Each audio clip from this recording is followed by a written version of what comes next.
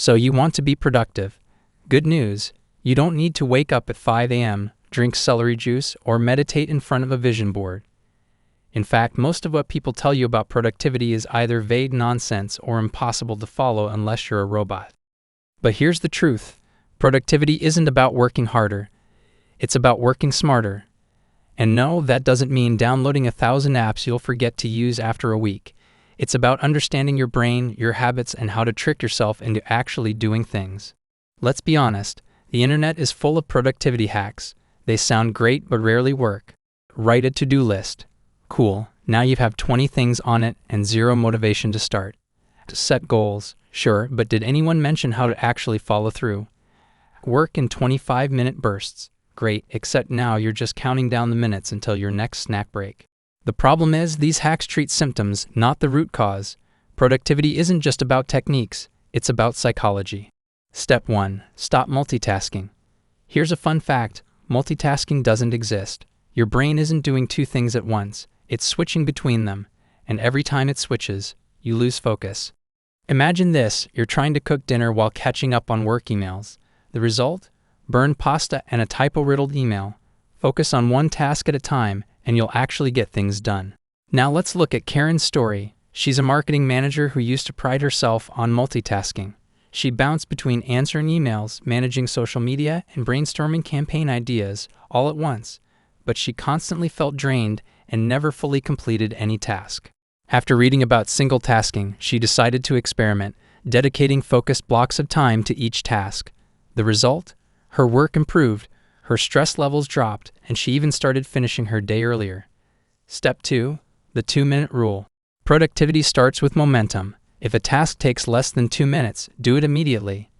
Text your friend back. Water the plants. Load the dishwasher. This isn't just about clearing small tasks. It's about hacking your brain into feeling accomplished, which motivates you to tackle bigger ones. One of my favorite examples comes from James Clear, author of Atomic Habits. He shares the story of a man who transformed his fitness by committing to just 2 minutes of exercise a day. That's it minus 2 minutes. He put on his running shoes, stepped outside, and if he wanted to stop, he could. Of course, once he got started, he usually kept going. The 2-minute rule isn't about finishing, it's about starting. Step 3. Design your environment for success.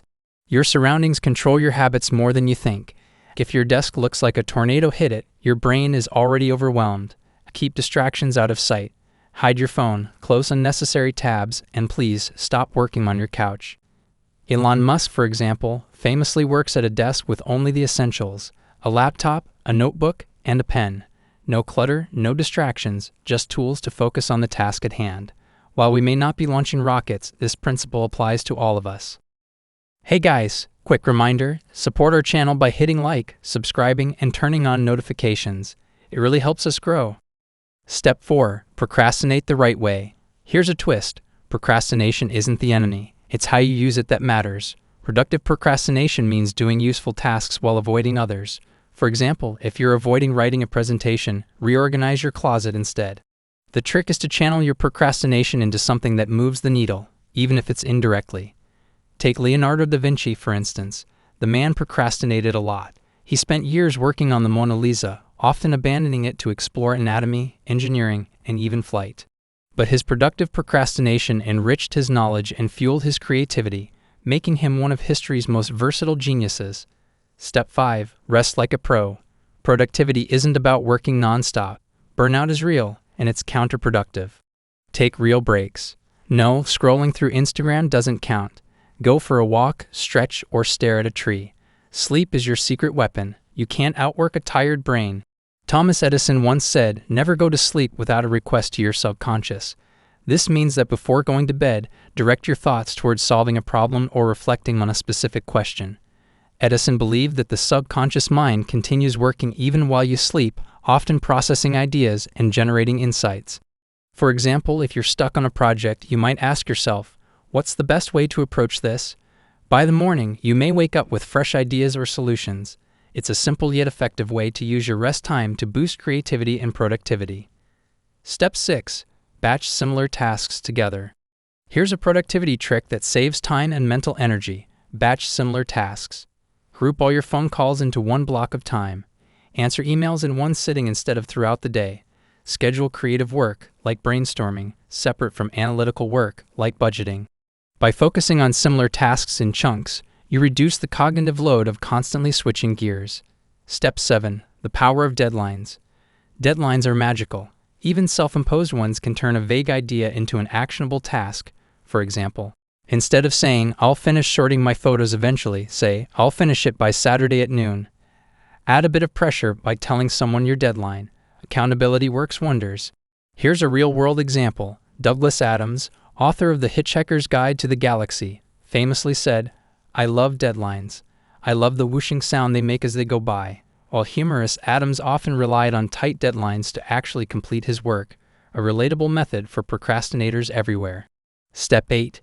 Use rewards to motivate yourself. Let's be honest, sometimes you need a carrot to keep going.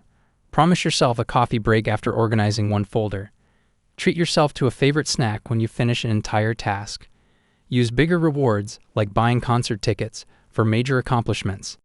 Athletes use this principle all the time. After grueling training sessions, they'll reward themselves with cheat meals or downtime. Rewards aren't just fun, they reinforce positive habits. Step 9. Limit decision fatigue. Ever notice how exhausting it is to make decisions all day? That's decision fatigue, and it's a real productivity killer. How to fight it? Simplify your morning routine. Wear the same style of outfit or pre-planned meals. Make decisions in advance. Schedule tasks the night before so you can start working without hesitation. Steve Jobs wore the same black turtleneck and jeans every day, not because he lacked fashion sense, but because it saved him mental energy for bigger decisions. Step 10. Embrace the power of saying no. Sometimes productivity isn't about doing more, it's about doing less. Learn to say no to tasks or commitments that don't align with your goals. Politely decline distractions like impromptu meetings or unnecessary favors. Remember, every yes to one thing is a no to something else. Choose wisely.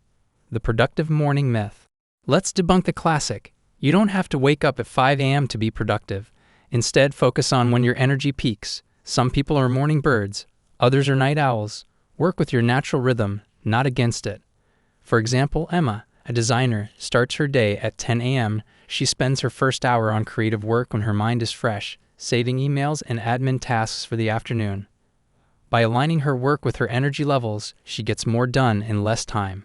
The secret sauce: accountability. Here's the ultimate hack. Tell someone your plan. Share your goal with a friend. Join a group where people hold each other accountable. Or simply write it down and stick it where you'll see it every day. Humans are wired for connection, and accountability can be the difference between starting and stalling. Dealing with setbacks. Here's the truth. No one is productive 100% of the time. Life happens. You'll have days where you feel stuck, distracted, or just plain lazy. And that's okay. When setbacks happen, forgive yourself. One bad day doesn't define your progress. Reflect. Don't dwell. Ask what threw me off and how can I adjust. Start fresh. Every day is a new chance to try again. Productivity isn't about perfection. It's about finding what works for you and sticking with it. Start small. Build momentum. Embrace imperfection. Because the real secret to productivity isn't about doing everything. It's about doing what matters most. So what's the first thing you're going to tackle today?